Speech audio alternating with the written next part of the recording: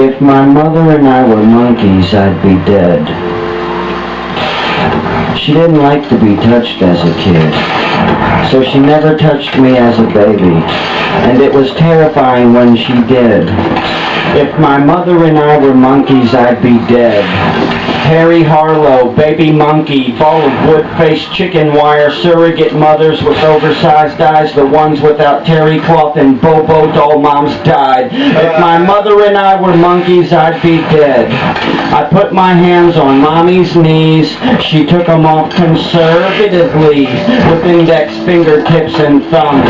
Then she washed and scrubbed her hands until they bled raw, painful, numb. If my mother and I were monkeys, I'd be dead. Hypothalamic, pituitary, adrenal, no haven of safety for baby. Stress hormone, cortisol levels boil over. Liquid shit in the cage next to me.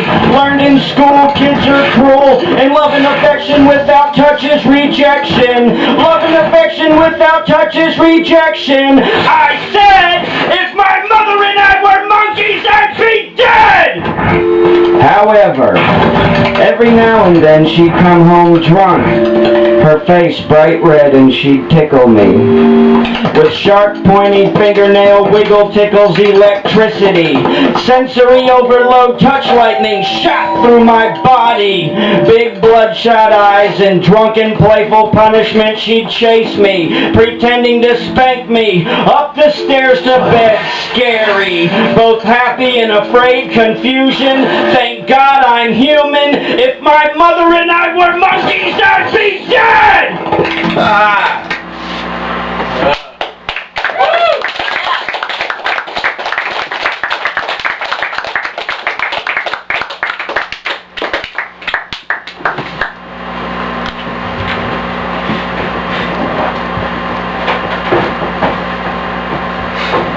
I like this.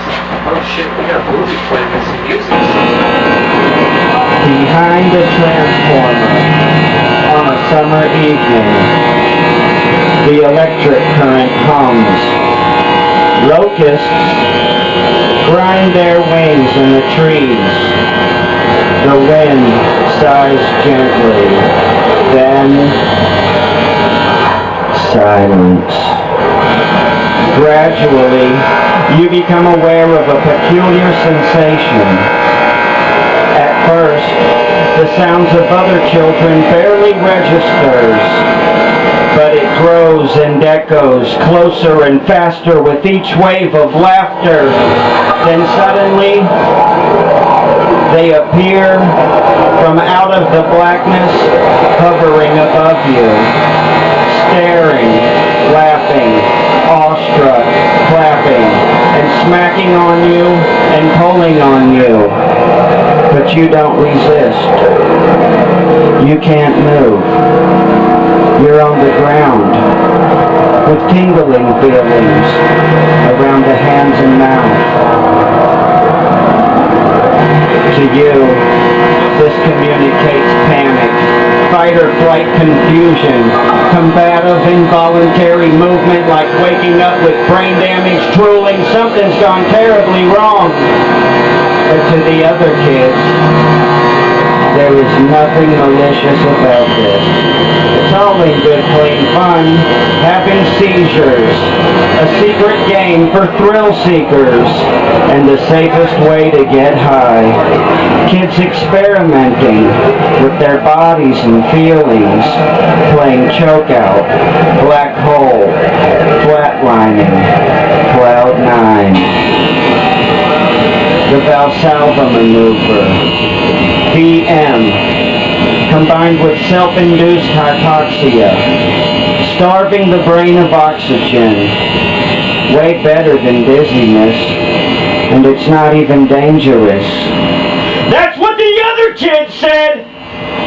Unless you have cardiac arrhythmias, or maybe fall and bump your head.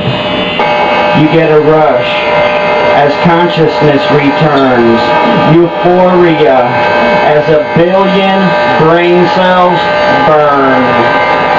Basically, it's just fun and risky oxygen deprivation, but the sensations received can become very addictive, even habit-forming. elementary school. At recess, we'd hyperventilate, then hold our breath, while another kid pushed in our chest, being cool during school, losing consciousness on purpose, then get slapped on the head. What'd you dream? What'd you dream? I didn't dream anything. I'm doing it again. This time 120 deep breaths pushing like an engine block on my chest. Then junior high, peer pressure dares led to flopping nerves and doll-eyed stares. Everyone competes.